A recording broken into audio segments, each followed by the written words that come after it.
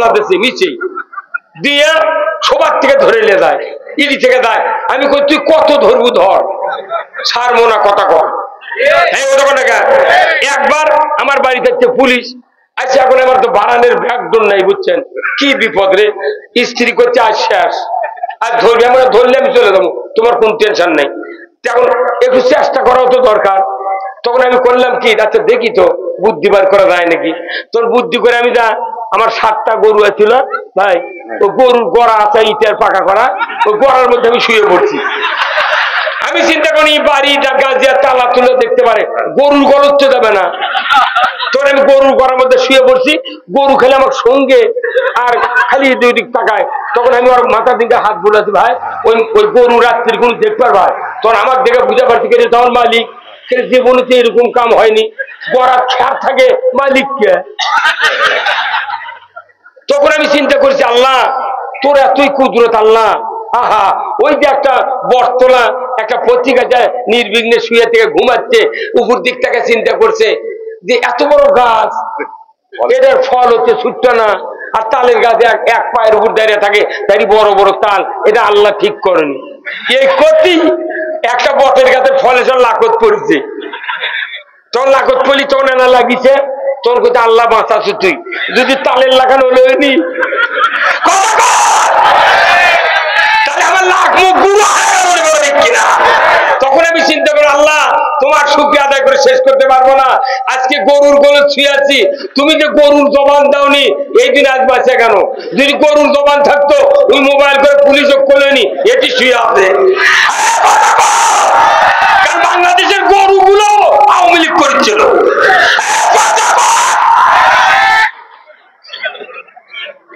কি গুট্টু ভাই, একসাথে জেলখানায় ছিলাম, একসাথে জেল পার্টনার। এগুলো আমার বুকের উপরে 21 দিন 200 পাওয়ারের বল দিয়েছিল। আমি তালোরা নজরুল চেয়ারম্যান আর গাড়িদার 7টার চেয়ারম্যান, ওই দুইজন তো বিশাল বিশাল জুয়ান, ওরই সিপাত আমাকে থোকে। আমি কোনো ভাই আমাকে সেলত দিয়ে থন, অন্য একটা রুমত দেন, এরকে পায়ের তলে বলে আমি তো মরে যাবো। করছে না, এই 3 জনাকে এটি থমো, বাইরে সুইচ ভেতরে আলো, কম্বল ভিজা গেছে আমাদের শরীরের ঘামে। তখন আমি চিন্তা করছি আল্লাহ আমি ভয় করি না, তবে বক্তৃতা করে ঢুকেছি, গান কয়বার হয়ে যাবো। তখন রাত্রে করে গান শুরু করছি। আমার একটা কষ্ট হচ্ছে ভাই, মাইকটা তেমন কোন সুবিধা বুঝে পারছি। সবার বগা আহার করে খালে আরো হবিলে, ওরে আমার বগা বন্দি হইছে কোনবা দিয়া ফাদে ফাদে পরিয়া বগা কান্দে রে। সকালবেলা দেখবেন উত্তর দিক থেকে এক ঢাক বক চলন বিরোধ যায়, ওরা মাছ খাতে যায়, কিন্তু যাকে বক যায় বগা ওই হাতে হাতে হাতে যাতে বাজার ফেরত পাও না। কে সন্ধ্যার সময় সব বগা ফেরত গেছে, কিন্তু একটা বগির স্বামী বগা আর দেয়নি। তখন এই বগি এই গান কষে, সবার বগা আহার করে খালে আর বিলে, আমার বগা বন্দি হয়েছে কোন বাদিয়ার হাতে। আমাকে তারা ধরে নিয়ে যা জেলত তুলছিল, আমাদের স্ত্রীরা বগি আর আমরা বগা। কিংবা আমাদের বৌসুর কান্দিনী ময়না, উনি কি কয় হুজুর জেল খাটা সুন্নত, তুই এত বড় সুন্নত ছাড়বু কে, তোর মাই করে দে, তুই আসবো তো, আমি আর ভুট্টু ভাই মিলে জেলে ঢুকে দিয়েছি। 4 দিন থাকলে বোক মা কবুরে, তাই করতে সুন্নত। আহা, পড়ার কান্দে ভাল ভার নাই, তেলের মতো মনে হয়। বাবার বাংকে হচ্ছে কি রে জিনিস, তো তুই না ভাল নিয়ে দেখিস ঠেলা কাট কয়। এই বগুড়া জানো, বগুড়া সদরের একটা বিএনপির নেতা নাম হলো মাসুদ কমিশনার, 123টা মামলা, 123টা মামলা। একটা মানুষ 2টা মামলা দিলি ওর বউ ছেলের কথা ভুলে যায়। 123টা মামলা দিয়া এদেশের বিএনপি জামাত যেভাবে নির্যাতিত হয়েছে, আর এই নির্যাতন বাংলাদেশে দেখতে চাই না। কার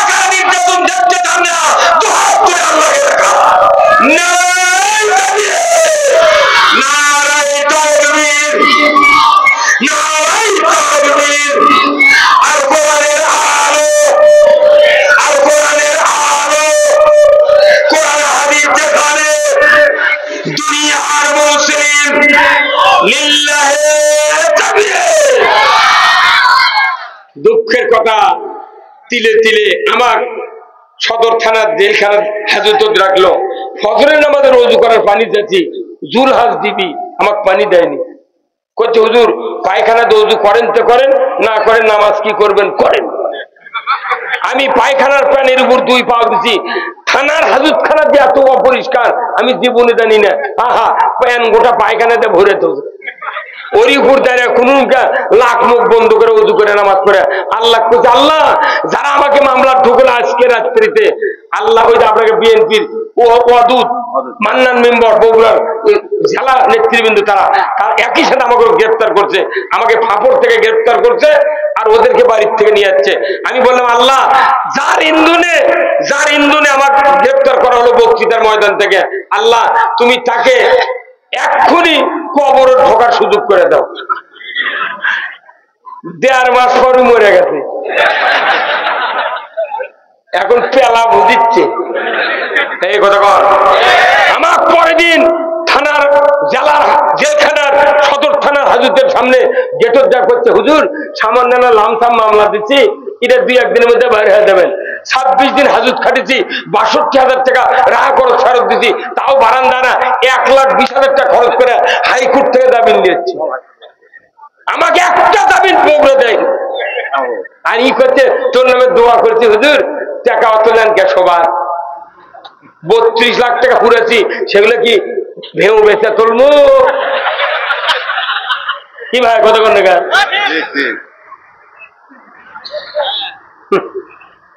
আমাকে দেখি কষ্ট ভাই, খালি সাইদি সাহেব এই কথাগুলো বলবেন দেখে ভারতের থেকে আসে ওনার হাসপাতালে পরিকল্পিত ভাবে হত্যা করা হয়েছে। সাইদির মতো লোক যদি বাড়াতো, যমুনার ওই পার একটা সভা এই পার একটা সভা করলে সারা বাংলাদেশ একবারে দখল। তাইতে মিজানুর রহমান আদারি যে কাম শুরু করছে, এক সাইদি গেছে 1200 বানিয়ে দিচ্ছে। এই সন্তানের ময়দানে আমার মতো একটা অযোগ্য লোক আমার জন্য এখানে আপনারা নাই, এখানে এসেছেন কোরআনের মহব্বতে। এই যে আলেম ওলামা, কত আলেম ওলামা আছেন এখানে, এই আলেম ওলামা এসেছেন কোরআনের মহব্বতে। আমরা এই সন্তানকে জান্নাতের সন্তান বানাতে চাই। এখানে কত মানুষ স্বাধীনের সময় কত বিহারি মুসলমান ছিল, তাদেরকে হত্যা করা হয়েছে। আমি 23 জন মুক্তিযোদ্ধাকে পানি দিছি। 1976 সনে আমি দাখিল পাস, স্বাধীনের সময় দাখিলি চাহারামের ছাত্র আলিয়া মাদ্রাসা। আমি 23 জন মুক্তিযোদ্ধাকে 2 বস্তা মুড়ি, 4টা মহিমাগঞ্জের গোড়ের ঢিমে আছিল ভাই তখন, আর হলো 2 কন্টেনার পানি দিচ্ছি। ইউএসএ টেবল ছিল তখন, ওই টেবলের থেকে পানি নিয়ে পানি দিচ্ছে লাগরা সাতগাঁয়ের মাঠের বটের গাছের নিচে। মুক্তি আমার গ্রাম মিলিটারি ঢুকে তছনছ করেছে, মহিলাদেরকে নির্যাতন করেছে, এত কষ্ট দিয়েছে। এই কষ্টের কথা আমার দিব্যি চোখে দেখেছি। মুক্তিযোদ্ধাকে পানি দিলাম, কে জানে মুক্তিযোদ্ধার সার্টিফিকেটের এত দাম হবে। হাত দিয়ে লেখা তো নি, আমার বুড়ি বইয়েরও চাকরি এলে। ডক্টর ইউনূস বলেছে যারা কয়েক হাজার বাংলাদেশে ভুয়া মুক্তিযোদ্ধা আছে এদের সার্টিফিকেট বাতিল হবে, এদের যার সার্টিফিকেটে যারা চাকরি পাচ্ছে চাকরি চলে যাবে, যারা 1000 টাকা ভাতা খাতে ওকে 2000 টাকা ফেরত দেওয়া লাগবে। কিসের মুক্তিযোদ্ধা? তোমার বাপ জন্মেছে স্বাধীনের পরে, তোমার বাপ জন্মেছে স্বাধীনের পরে। আমি সেদিন হিলি হাকিমপুর সাতকুড়িতে মাহফিল করেছি, সভাপতি ছিলেন উনি। করছে এইবারই আমি মুক্তিযোদ্ধার ভাতা ইস্যু করছি, এইবারই আমি লাইসেন্স পাচ্ছি মুক্তিযোদ্ধা। তো এইবার আপনি বলেন, আর সরকার বদলে গেল, আপনি ফেরত দেওয়া বেঁচে গেছেন। ওই মঞ্চত করছি, চাচা আপনার চুল পাকেনি, দাড়ি পাকেনি, কিসের মুক্তিযোদ্ধা? আপনি অরিজিনাল ভুয়া। হিলি কয়েছে হিলি, আর এটা তো বাড়ি। এই কথা কোন দেখা নবীজির ওই কথা কইয়া, নবীজির ওই কথা কইয়া সবাই কান্দে, কিন্তু নবীর সমাজ গড়ার কাজে শত দ্বন্দ্ব মনে বাজে। নবীর কথা শুনতে ভালো, নবীজির আদর্শ ভালো, বক্তৃতার বিবৃতিতে সবাই বলতে পারে। কথা ঠিক কিনা? দয়ার নবী সোনার মদিনা, আউ দয়ার নবী আল্লাহ, কি কি মহব্বত দেখায়। কিন্তু রসুলের আদর্শের কথা বললি তখন মাথা গরম হয়, কথা ঠিক কিনা? লাকাদ কানা লাকুম ফি রাসূলিল্লাহি উসওয়াতুন হাসানা লিমান কানা ইয়ারজুল্লাহ ওয়াল ইয়াউমিল আখিরা। আমার আল্লাহ বলেছেন রসুলের চরিত্রের ভেতরে, আদর্শের ভেতরে তোমাদের উত্তম নমুনা রয়েছে। তোমাদের কি আছো আখিরাতের আযাব থেকে বাঁচতে চাও, তাহলে রসুলের আদর্শকে তোমরা গ্রহণ করো। আল্লাহু আকবার। রসুলের আদর্শ ছাড়া মুক্তির পথ আর পৃথিবীতে নাই। তাহলে এই কোরআন আমাদের সামনে আছে না নাই? এই কোরআনে কার কথা? এই কথাগুলি মানার দরকার আছে না নাই? এই কোরআন বক্তৃতা আমরা দিচ্ছি কোরআন থেকে। আপনারা ভাই বলেন তো, এখানে এতে শান্তার আমিরুল নামে একটা গ্রিলের দোকানদার ছিল, ওই যে এলজিডি গোডাউনের সামনে। এই গ্রিলের জানলা বানায় না, ছেলে ওয়ার্কশপের দোকান নাই। আচ্ছা কোন তো ওনাদের গ্রিল মিস্ত্রি বলে এখানে মিটার, এখান থেকে লাইন এটি ঢুকায়, কারেন্টের লাইন ঢুকে এই দিক থেকে দুটা লাইন বার করে। একটা লাইন 336 তারের মাথা এত বড় পাতি কিংবা রড মাথা পিছে যে জিনিস ঝালাই করে তারই উপর ফেলে দেওয়া হয়। এই লাইনের নাম কি? এই লাইনের নাম কি? আর্থিং। আরেকটা লাইন এখান থেকে বের করে ইনকা ব্যাকআপ চিমটা আছে, এর সাথে এইভাবে 1.5 ফুট RFL এর কিছু স্টিক আছে, এইভাবে ইনকা ধরে কারেন্টের সুইচ দিয়ে তখন ওটা নিয়ে আসে এই যে রড আর কিংবা পাতি পরে আছে, যার গায়ে কয়েকশো ফোটার দাগ আছে, এই রডের উপরে এই গ্রিল মিস্ত্রি করে কি ওই কাঠি দিয়ে ইনকে 2-3টা ধাক্কা দেয়, তখন আগুনের ফুলুঙ্গি বাড়ায়, ছটছট করে ওঠে। তখন এই গ্রিলের ওই পরে থাকা ওই রড আর ওই পাতি কয়, ভাই আমি কি অপরাধ করছি রে, আমার গাঁও তেমনি কোটি কোটি ফোটা আছে, তুই আমার কষ্ট দিচ্ছ গা? তখন করছে আমি দেখিচ্ছি লাইন আসছে নাকি, কথা কথা। এইবার গত 16 বছরে সরকার ইমানদার পরীক্ষা করার জন্য জেল জুলুম মামলা হামলা দিয়ে বুঝে পারছে যে না এর লাইন ঠিক আছে। এখন লাইনে আমাদের শেখারে চেকপোস্টে আমাদেরকে বিজয় দিয়েছে। হ্যাঁ, এইরকম ইমানদার যখন দেশে থাকবে তখন অচিরে এ দেশে ইসলাম বিজয় হবে। বলুন তো, এই যে আর্থিকের লাইন পড়ে আছে, এই লাইন যদি খুলে দিয়া কিয়ামত পর্যন্ত কারেন্ট দিয়ে যদি ঢালাই করবে চায়, একটা ফোঁটা দেওয়া যাবে? যাবে? তাহলে ঢালাই করতে গিয়া কারেন্টের যে দামি কাজ হলো ওই আর্থিকের লাইন। আমাদের দেশে আমরা বক্তৃতা দিচ্ছি, সাইদিক থেকে শুরু করে মসজিদের ইমাম, মুয়াজ্জিন, হাজি, বক্তা, তাফসীর কারক সব বক্তৃতা দিচ্ছি কারেন্টের লাইন দিয়া, পাওয়ার হাউস থেকে কোরআন থেকে নিয়ে বক্তৃতা দিচ্ছি। কিন্তু আর্থিকের লাইন বাংলাদেশে শর্ট। আর্থিকের লাইন হলো রাষ্ট্র শক্তি। এই রাষ্ট্রে যদি ইসলাম বিজয় থাকতো, আমরা বলতাম সুদ হারাম, সরকার সুদ হারাম করত। আমরা বলতাম জানা হারাম, সরকার জানা সঙ্গে ছাড়া আইন কায়েম করতো। আমরা বলতাম ঘুষ খাওয়া হারাম, আল্লাহর এই রাজত্ব তারা ঘুষের বিরুদ্ধে আইন পাস করত। আমরা বলতাম মদ জুয়া লটারি হারাম, 80টা বেত্রাঘাত করো, সরকার যদি বেত্রাঘাত চালু করতো। আমাদের বক্তৃতার সাথে আর্থিক যখন একাকার হয়ে যেত, এ দেশের মাটিতে কোনো অন্যায় থাকতো না। আমাদের দেশে বক্তৃতা আছে কারেন্টের লাইন, কিন্তু আর্থিক এখন আমাদের দেশে হয়ে গেছে কি, কোদাল চেনেন? কোদাল ভাগে কিনেছে, একজন কোদাল কিনেছে, একজন ডাঁট লাগাচ্ছে, তাহলে দুইজনে এক কোদাল। এখন কোদাল আলা করছে আমি আলু লাগাবো, আর ডাঁট আলা করছে আমি সিঁড়া কেটে দেবো। দুইজন মারামের লাগিছে, কে পারবি ভাই কোন? তো কোদাল আলা কোদাল ধরছে আর ডাঁট আলা ডাঁট ধরেছে, মারামের লাগলে কে পারবি?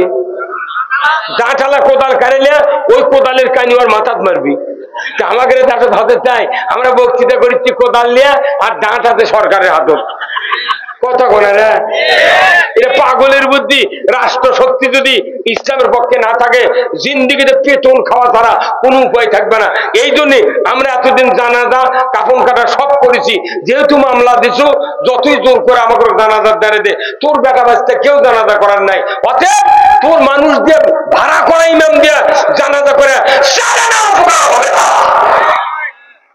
যদি জোর করে জানাজার দ্বারে দিস, আল্লাহ আকবার খালি মুখ লড়ামো, কিচ্ছু কমো না, ফাটা বাটাম ফাটা। আমি এখনো 500 টাকা করে কাপড় কাটি, আর গোসল করান 1500, আর জানাজা করা 500, এই 2000 টাকা দেই। তুই এত ভেঙভাও করছু, তোর একটা বেটা মুন্সি নাই, মুলিবি নাই, তুই আমাকে দিয়ে জানাজা করে লাভ কি? যখনই কম রব্বির হামহুমা কামা রব্বায়ানি সগীরা, তোর আমার বাপের কথা মনে হবে, আমার বাপের কবর সোয়াবের ঢল হবি, তোর বাপের কবর নোর পড়বি। এই কথা কোন কেন? আপনি বড় নেতা, বড় মেয়র, বড় এমপি, আপনার একটা বেটা মুন্সি নাই। যদি মুন্সি থাকতো, জিন্দিগিতে মুন্সির বিরুদ্ধে কথা বলতো না। আপনি জানেন একটা বেটা যদি জানাজার ময়দানত খাড়া হয়, এই সান্তারে হাজারো মাদ্রাসা আছে, যাদের যারা মাদ্রাসা দিয়েছেন ছাত্র নিজের সন্তানকে, আপনাকে কপালে আমি চুমা দিই। রসুল বলছেন, ও পৃথিবীর মানুষেরা, তোমরা যদি মরণের সময় ঈমান নিয়ে মরতে চাও, তাহলে তোমাদের কোরআন শুনতে হবে। আল্লাহু আকবার। আল্লাহর নবী বলেছেন, দুনিয়ার পিতামাতা তোমরা যখন দুনিয়াতে বিদায় হওয়ার জন্য অন্তিম শয্যায় শায়িত হবে, ওই সময় শয়তান তোমাদেরকে ধোঁকা দেবে। বাবার সুরতে শয়তান ডানে বসবে, মায়ের সুরতে শয়তান বামে বসবে। বাবা বলবে, বেটারে 50 বছর মাথার ঘাম পায়ে ফেলে তোমাকে লালন পালন করেছিলাম, নিজে না খাইয়া তোমাকে খাওয়াইছি, ঈদের দিনে নতুন জামা কাপড় না পরিয়া তোমাকে পড়াইছি বেটা, চিকিৎসার জন্য ডাক্তারকে আমি দেখেছি, গোসল করি নাই, ভাত খাই নাই, এত কষ্ট করে তোমাকে লালন পালন করেছি বেটা, আমি মরণের সময় ইহুদি ধর্ম গ্রহণ করে মারা গেছি, তুমি ইহুদি হইয়া মরো। এরপরে মায়ের সুরত ওইরকম আয়েশা, ওইরকম হাজেরার সুরত ধরে শয়তান বলবে, বেটারে তোমাকে 10 মাস 10 দিন উদরে ধারণ করেছিলাম, তোমাকে 2.5 বছর দুগ্ধ পান করেছিলাম, প্রসবের সময় রক্তাক্ত অবস্থায় আমি কষ্ট সহ্য করে করে তোমাকে দুনিয়ায় ভূমিষ্ঠ করেছিলাম, আমি তোমাকে মেথরের কাজ করেছি, 5টি বছর কলিজার পরে করে রাখে তোমাকে শীত থেকে বাঁচিয়েছি রে বেটা, আমি মরণের সময় নাসারা ধর্ম গ্রহণ করে মারা গেছি, তুমি নাসারা হইয়া মরো। বলুন তো, এই দুই দিকের দুই শয়তানের কথাকে শোনা যাবে? জোরে কোন যাবে? আর নবী বলেছেন, ওই সময় যদি আপনার একটা নেককার আলেম হাফেজ কারি মাওলানা যদি ছেলে থাকে, দাওরা পাস, কামেল পাস, মুত্তাকি, কোরআন পড়নেওয়ালা সন্তান সন্ততি থাকে, মৃত্যুর সময় ওযু করে কোরআনের সূরা ইয়াসিন হৃৎপিণ্ড, এই কোরআনের সূরা ইয়াসিন যদি তেলাওয়াত করে, বিসমিল্লাহির রহমানির রহিম, ইয়াসিন ওয়াল কুরআনিল হাকিম, শুরু হয়ে গেছে তেলাওয়াত। আমার নবী বলেছেন, এই কোরআন যখন শুনতে লাগবে, মানুষের অন্তিম শয্যার সময়ে মুখের জবান বন্ধ হতে পারে, কানের শ্রবণ শক্তি রহিত হয় না, কলিজার অনুধাবন শক্তি বন্ধ হয় না। আমার নবী বলেছেন, এই সন্তান যখন কোরআন পড়ে, ওই বাবা মা বুঝতে পারে এই তো আমার সেই সন্তান, যাকে আমি সান্তার হাফেজা মাদ্রাসায় বোয়ালিয়া